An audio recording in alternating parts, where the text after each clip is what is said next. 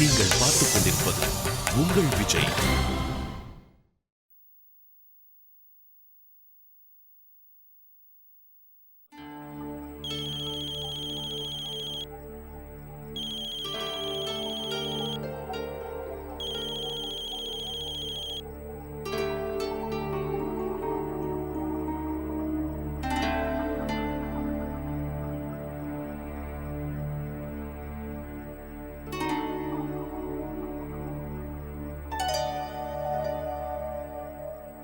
என்னாச்சு கார்த்திக்? தெரியல அர்ச்சனா. வர வர எந்த வேலை செய்ய போனாலும் வேலை சரியா நடக்க மாட்டேங்குது. நீயே பாரு, ஏற்கனவே நிறைய பிரச்சனை, பிசினஸ்ல லாஸ், வீடு அடமானம். இப்போ பெரியப்பா வீடு பாக்குற பொறுப்பு வேற என்கிட்ட கொடுத்திருக்காரு. அதையும் என்னால சரியா செய்ய முடியல. சில நேரத்துல என் மேலையும் என் திறமை மேலையும் எனக்கு சந்தேகம் வருது. என்னால எந்த வேலையையும் சரியாவே செய்ய முடியறதில்ல.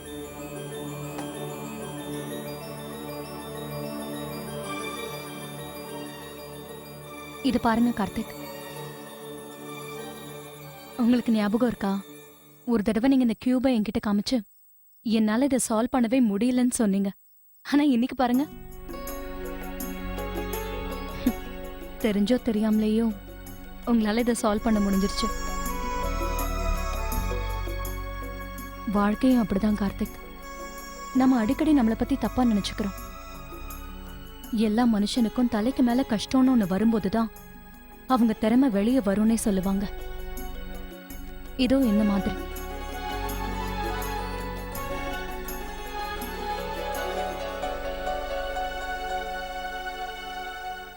கார்த்திக்,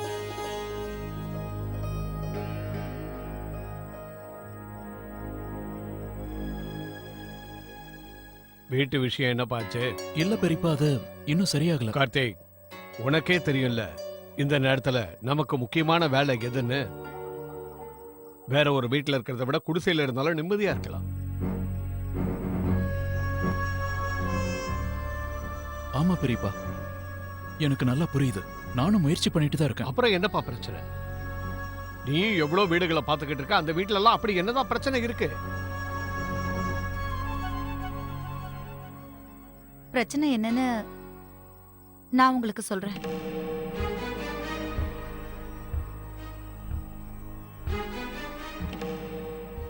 முதல்ல பார்த்த வீடு ரொம்ப ஓட்ட உடசலா இருந்தது.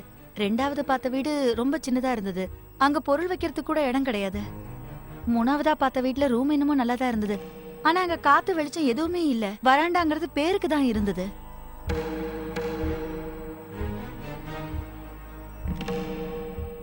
கார்த்திக் அந்த வீட பிடிச்சிருக்குன்னு தான் சொன்னா.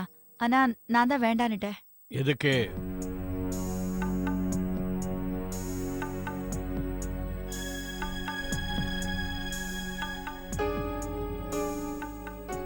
வீடு தேடுற வேலையை நான் உங்ககிட்ட தானே கொடுத்தேன் கார்த்திக். அது என்ன அவ்வளவு கஷ்டமான வேலையா? உன்னால தனியா அதை செய்ய முடியலன்னா என்கிட்ட சொல்லிருக்கலாம்ல, இல்ல ராஷா கிட்ட சொல்லிருக்கலாம்ல. தேவையில்லாம இந்த விஷயத்துல உங்க அம்மாவை எதுக்காக தொந்தரவு பண்ற? இல்ல, அது வந்து கார்த்திக் இல்ல, நான் தான். சாந்தி, வீடு சின்னதா இருக்கலாம், ஆனா பண்பாடு அப்படி இருக்க கூடாது. ஆம்பளைங்க வேலையில பொம்பளைங்க தலையிடக்கூடாதுங்கிற விஷயம் உனக்கும் மறந்து போச்சா என்ன?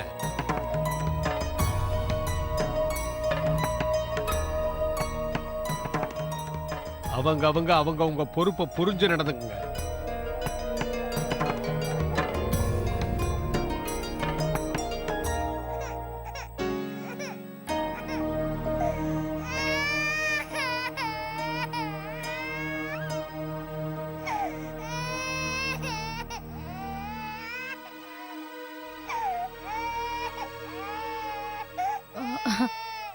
அட, என்னாச்சு இவளுக்கு? அனன்யா, ஏமா அழற? அத்தை கிட்ட வாட செல்லம். அழக்கூடாது அழக்கூடாது அழக்கூடாது. அழாதடா. சம்மந்தி, குடுமா. ஒண்ணுல குளிர் அதிகமா இருக்குல்ல, அதனால தான் உங்களுக்கு இந்த ஷாலை கொண்டு வந்திருக்கேன். வாங்கிக்கிங்க.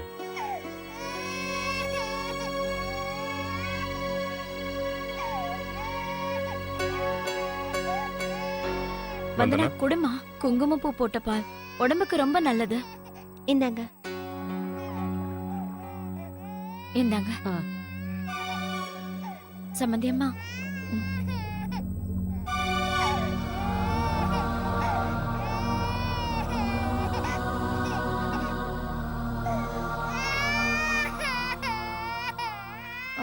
என்னாச்சு இவளுக்கு?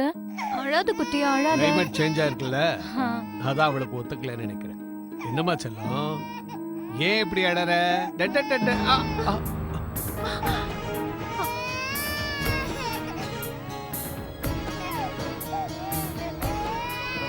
அனன்யா. ஐயோ. அனன்யா, என்ன பண்ற நீ? வர வர குறும்புத்தனம் சரி அதிகமாயிடுச்சு. சரி சரி சரி அழக்கூடாது அழக்கூடாது அழக்கூடாதுடா. தப்பு என்னோடதுதான். இவளை இங்க கூட்டிட்டே வந்திருக்க கூடாது. தப்பு ஓ மேலதாம்மா.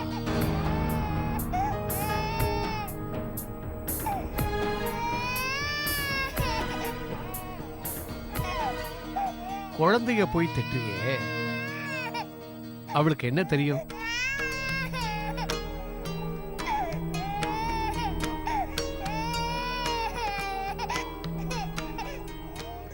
எனக்கு இதெல்லாம் புது விஷயமே இல்லம்மா. நம்ம கார்த்திக் இருக்கானே, அவன் சின்ன வயசா இருக்கும்போது என் துணி மேல என்னெல்லாம் கொட்டியிருக்கான். நாளைக்கே இவனுக்கு ஒரு குழந்தை பிறந்ததுன்னா அப்பனை விட அதிகமாவே பண்ணுவான். அதுக்கப்புறம் தினமும் இது சகஜமாயிடுமா?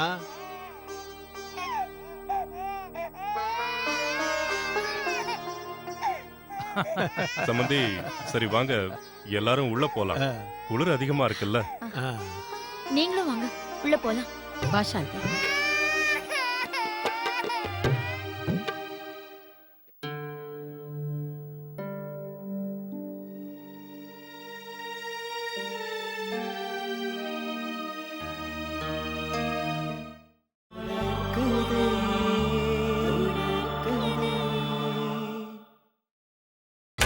நீங்கள் பார்த்துக் கொண்டிருப்பது உங்கள் விஜய்.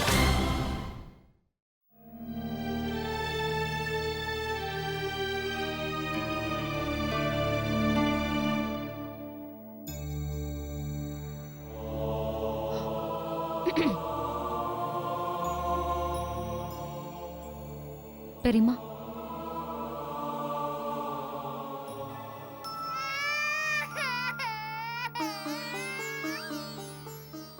அர்ச்சனா, வந்தனா கிட்ட போய் அனன்யாவுக்கு மருந்து போட சொல்லு. தூங்கும்போது நல்ல திக்கான சால்வைய போத்தி விட சொல்லு. ம், தூங்கும்போது தான் குழந்தைக்கு குளிர் அதிகமா இருக்கும். சரிங்க பெரியம்மா. அப்படி என்ன யோசிக்கிற?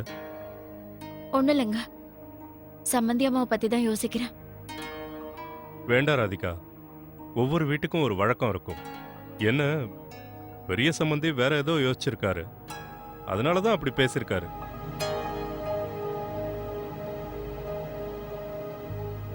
இது வரைக்கும் அவர் ஏதாவது சொல்லிருக்காரா? இன்னைக்கு சொல்றாருன்னா ஏங்க புரிஞ்சுக்க மாட்டேங்கிறீங்க? நான் ஒன்னும் எனக்கு பிடிச்ச மாதிரியே வீடு இருக்கணும்னு சொல்லலைங்க. நான் எந்த வீட்டுல வேணாலும் இருந்துப்பேன்.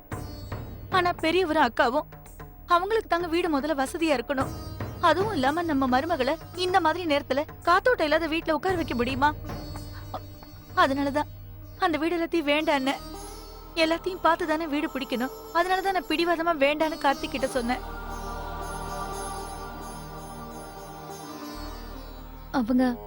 அவங்களுக்கு ஏத்த மாதிரி வீடு பார்க்கணும்னு போகல பெரியப்பா. அவங்க நினைச்சதெல்லாம் ஒண்ணுதான். நம்ம எந்த வீட்டுக்கு போனாலும் நம்ம யாருக்கும் அங்க பழைய வீட்டோட நினைப்பு வரக்கூடாதுன்னு தான். என்னதான் பண்ணாலும் அவங்களோட சொந்த வீடு இல்லைங்கிற குறை அவங்களுக்கு இருக்கதாங்க செய்யும். ஏன்னா இத்தனை வருஷம் அவங்க அங்கதான் இருந்தாங்க. அப்படி ஒரு வீட்டை விட்டுட்டு ஒரு சின்ன வீட்டுல போய் வாழணும்னா ரொம்ப கஷ்டம்தாங்க.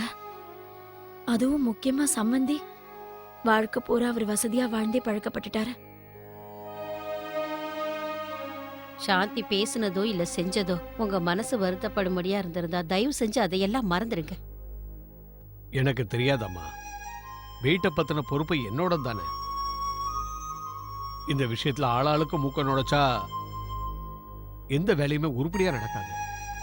கடைசியில வீடும் இருக்காது, குடும்பமும் இருக்காது. ஆமா, இத பாரு, இந்த நேரத்துல பலவீனமாகிறது ரொம்ப ரொம்ப சுலபம். ஆனா தைரியத்தை வரவழைச்சுக்கிறது ரொம்ப கஷ்டம். இதெல்லாம் எனக்கு சுலபமான விஷயம் இல்ல. ஆனா நமக்கு வேற வழி இல்ல.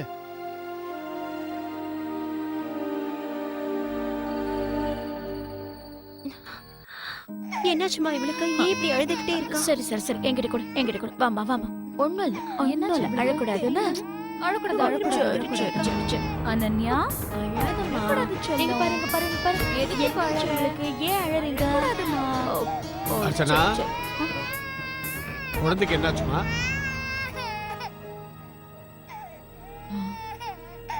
ம்.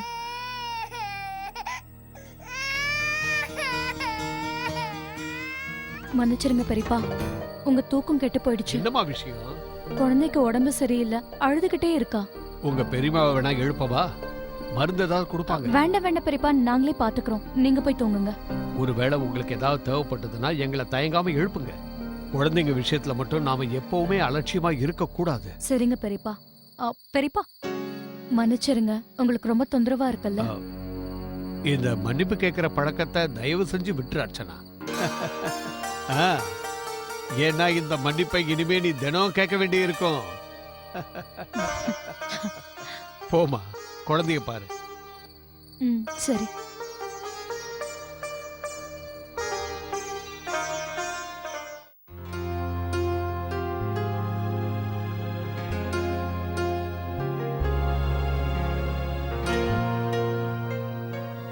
அர்ச்சனா, கார்த்திக், ஒரு நிமிஷம் என்ன பயமுறுத்திட்டீங்க. நீ தான் என்ன பயமுறுத்திட்ட. திடீர்னு முழிப்பு வந்தது, பக்கத்துல பார்த்தா நீ இல்ல. அது அனன்யா ரொம்ப அழுதுகிட்டு இருந்தா, அவ கூட இருந்தேன். நீங்க போய் தூங்குங்க. எனக்கு திடீர்னு ரொம்ப பசிக்குது. நீ ஏதாவது சாப்பிட்டியா? இல்ல, அது ஸ்ட்ராபெரி ஷேக் குடிக்கணும்னு ரொம்ப ஆசையா இருக்கு. ஆனா ஸ்ட்ராபெரி இல்ல, அதான் ஏதோ ஒண்ணு சாப்பிடலான்னு பாத்துட்டு இருக்கேன். நான் கட் பண்ணி கொடுக்குறேன். இல்ல இல்ல, நீங்க தூங்குங்க, நான் பாத்துக்கிறேன். போங்க. உனக்கு தெரியாதுல்ல, நான் ரொம்ப அழகா ஃப்ரூட் கட் பண்ணுவேன். இன்ட்ரெஸ்டிங்கா இருக்கும். எப்படின்னு பாரு.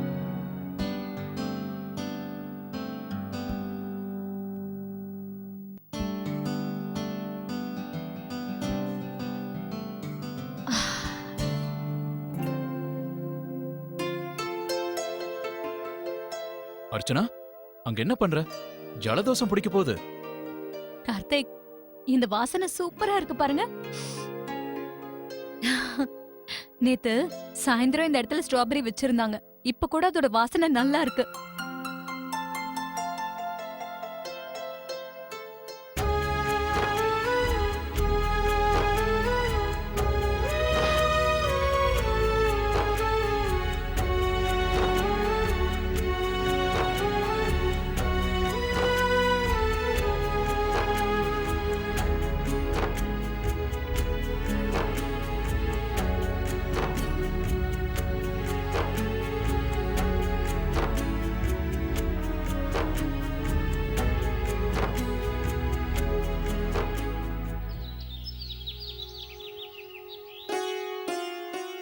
ஏமா, நேத்து ராத்திரி அவர் சொல்லிட்டு இருந்தாரு அனன்யாவுக்கு ரொம்ப உடம்பு சரியில்லாம போயிடுச்சாமே. ஆமா பெரியம்மா, அவளுக்கு ஜலதோஷம் அதிகமாயிடுச்சு. அதனால பாவம் குழந்தை தூங்க முடியாம அவஸ்தைப்பட்டா. அப்புறம் அவளோட அழுகையால பெரியவரோட தூக்கம் கெட்டு போயிடுச்சு. மன்னிச்சிடுங்க பெரியம்மா. ஐயோ, ஐயோ, என்ன ராதிகா இப்படியெல்லாம் பேசுறீங்க? அவளுக்கு உடம்பு சரியில்லை இல்லையா? அதனால தானே அழுதா. இப்போ எப்படி இருக்கு குழந்தைக்கு? இப்போ குணமாயிடுச்சுன்னு சொல்ல முடியாது. ஏன்க்கா, நீங்க வீட்ல ஒரு மருந்து செய்வீங்களே, அதை செஞ்சு கொடுங்களேன். ஒரு தடவை கொடுத்தீங்கனாலே குழந்தை நிம்மதியா தூங்குவா. ஆ ஆ, நான் செஞ்சு கொடுக்கறேன். நாளைக்கு அனன்யாவுக்கு பிறந்த நாள் இல்லையா, அதுக்குள்ள குழந்தைக்கு சரியாகணும்ல, நான் செஞ்சு கொடுக்கறேன். ஆ, அம்மா,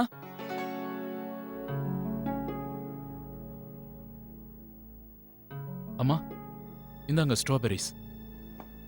இவ்ளோ காலையில மார்க்கெட்டுக்கு போனியா? மாப்பிள, உங்களுக்கு தேவைப்பட்டிருந்தா என்கிட்ட சொல்லிருக்கலாமே, நானே வரவழைச்சிருப்பேனே.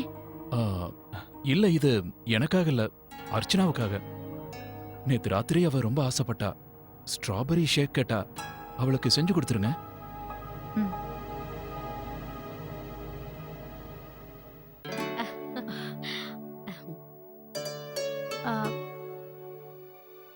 இளநீர் ஒரு நாள் அதை குடிக்கலன்னா பரவாயில்ல ராதிகா. நான் இதையே இதையே பண்ணிடுறேன். பண்ணிடுறேன்.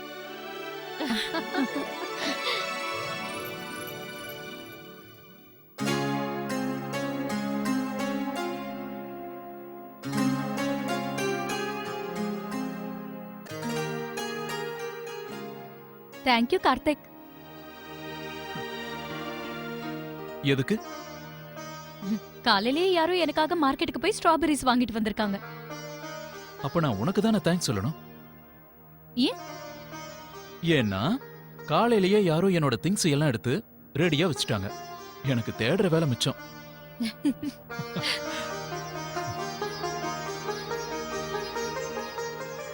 ஒரு நிமிஷம் அப்படியே எனக்கு நம்ம வீட்ல இருக்கிற மாதிரி இருந்தது.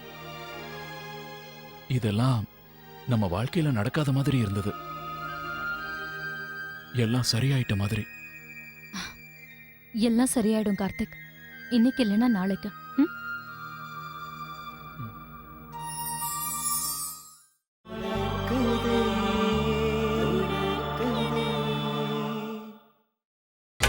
நீங்கள் பார்த்துக் கொண்டிருப்பது உங்கள் விஜய். அன்னைக்கு நீ சொல்லிக்கிட்டு இருந்தியேம்மா, உன் சார்பா அனன்யாவுக்கு ஏதோ கொடுக்கணும்னு சொன்னியே. இல்லலம்மா, நம்ம எது கொடுத்தாலும் எல்லாரும் சேர்ந்து ஒரே கிஃப்டா கொடுக்கலாம், நல்ல கிஃப்டா கொடுக்கலாம்.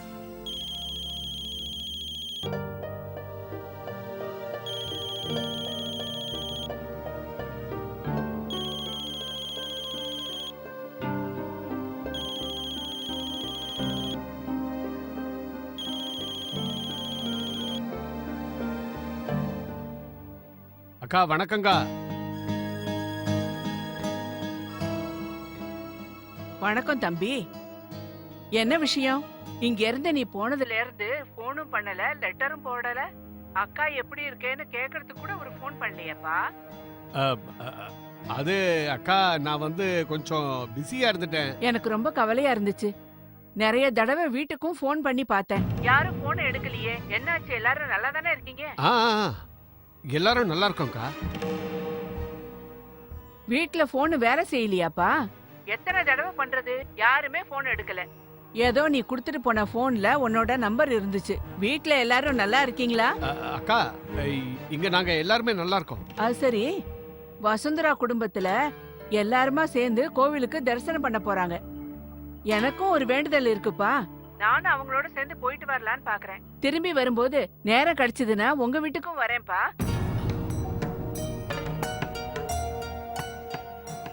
ஆ சரிக்கா, நீங்க வரும்போது ஃபோன் பண்ணுங்க. சரிப்பா, போனை வைக்கிறேன். வணக்கம்ப்பா. வணக்கம்க்கா.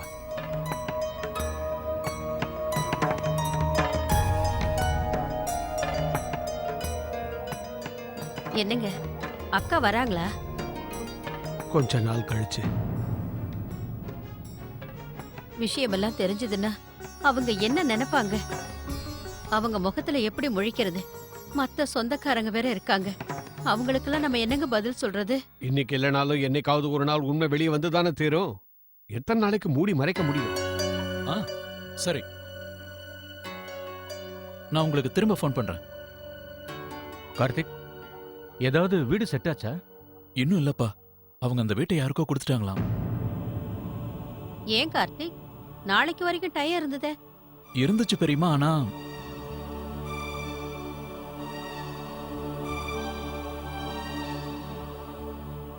பெரியப்பா, மோகன் கிட்ட சொன்ன, அவன் இன்னும் ஒரு 2 வீடு பார்த்திருக்கிறதா சொன்னான். ஒருவேளை அங்க செட் ஆகலாம் இல்லையா? எவ்வளவு சீக்கிரம் முடியுதோ அவ்வளவு சீக்கிரம் வீட்டு சாவியை வாங்கிட்டு வா. நேரத்தை வீணாக்கிக்கிட்டு இருக்காத.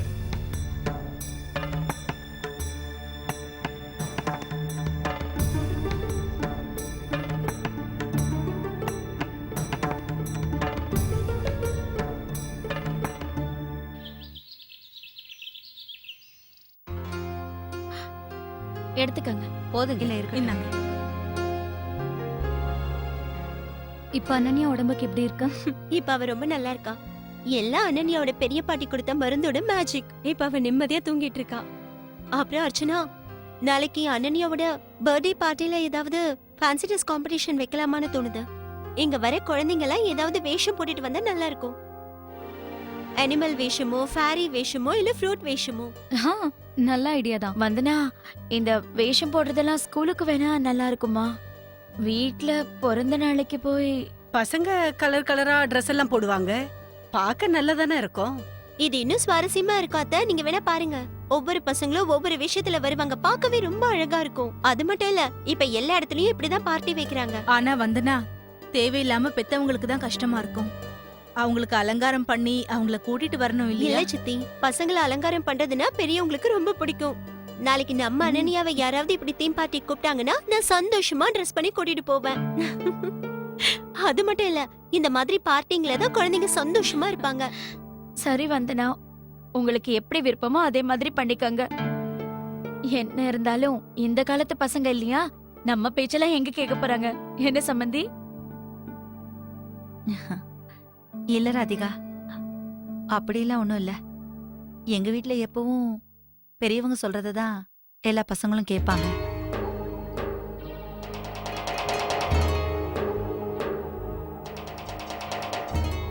பசங்களுடைய அபிப்பிராயத்தை நிச்சயமா கேட்போம். ஆனா பெரியவங்க தான் முடிவெடுப்போம்.